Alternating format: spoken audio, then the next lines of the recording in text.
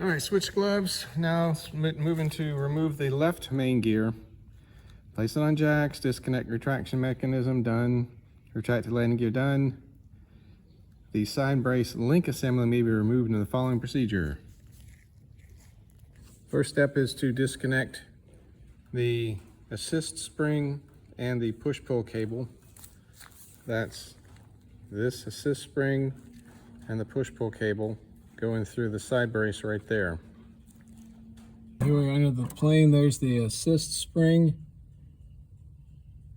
going up to there, and then there's the push-pull rod cable, both going into the side brace, and then there's the up limit switch, and then there's the squat switch. All of those are going to need to be taken off, and the brake line as well, coming down to its attachment here to the torque link here and here. I'll go ahead and do that, pull that out of the way, and get rid of that, and get rid of that, and then I'll take care of that. All right, taking off the squat switch, you have to cut a safety wire and then start turning it with the 13/16 wrench. Okay, safety, the squat switch came out. There's a washer on the top side.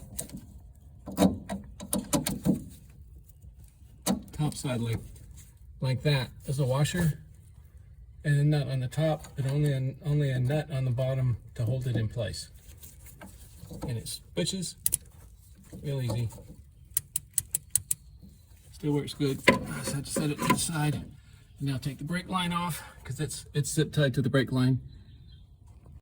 Okay, that bolt right there, you can see there's a recess in the drag link, torque link, sorry. And this was supported by just a buttload of washers making up the gap to build it up. Yeah, I'm gonna have to make a note of where the position of these things are, because it slides up and down on this one, and that slides up and down, and it was like that. This is gonna have to measure it whenever we get the brake calipers back on, and then attach it back all the way up. But that's the brake line and the squat switch. Now we'll start working on this side. Yeah, what I did last time, I believe, is I used the puller to release the spring, and then took the bolt and nut out, and the spring stayed attached to the arm that comes off of the strut itself back there. Okay, to be able to get that out, I think I remember this from last time. This does not fit here. It's too short. So what I'm gonna have to do is to take off this bolt and screw here, and then pull this out some to be able to get that off.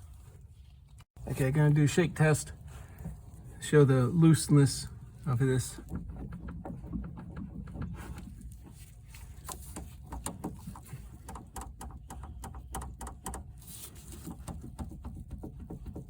Pretty good, I guess. I don't know. Okay, gonna start taking apart the left strut. The drag link, the torque link is as this. It's got the attachment for the brake line, a dowel clamp on the lower end, and it's going from the strut side across for the nut there, and then the upper link has the bolt on the wheel side coming across to the fork side. Should clean up very well.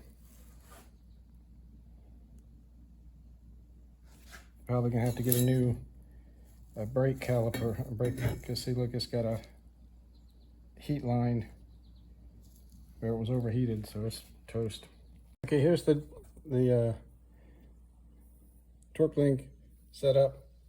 again, the bolt on this side, and it had one of the chamfered or one of the cut washers. On the other side was this support device for the stop switch.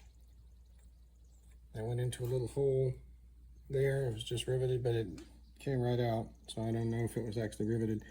Then there were two washers and the bolt here. On the lower, there were two on the nut side and one on the bolt head side. Okay, continuing with the left main, we'll do an after shot after it's all cleaned up.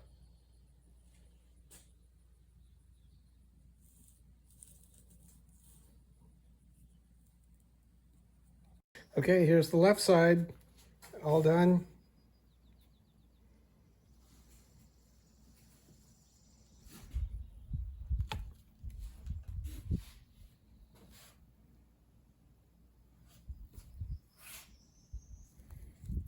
All done. Okay, here's the left main, all cleaned, primed, repainted. I saved the stickers as labels as best I could. Brakes, new pads, cleaned and painted, new disc on the left side, wheel stripped, cleaned, painted, balanced, proper torques on the nuts, proper torques on the nuts, it's on the bolts on the brake side. And that's it. Whoosh, whoosh.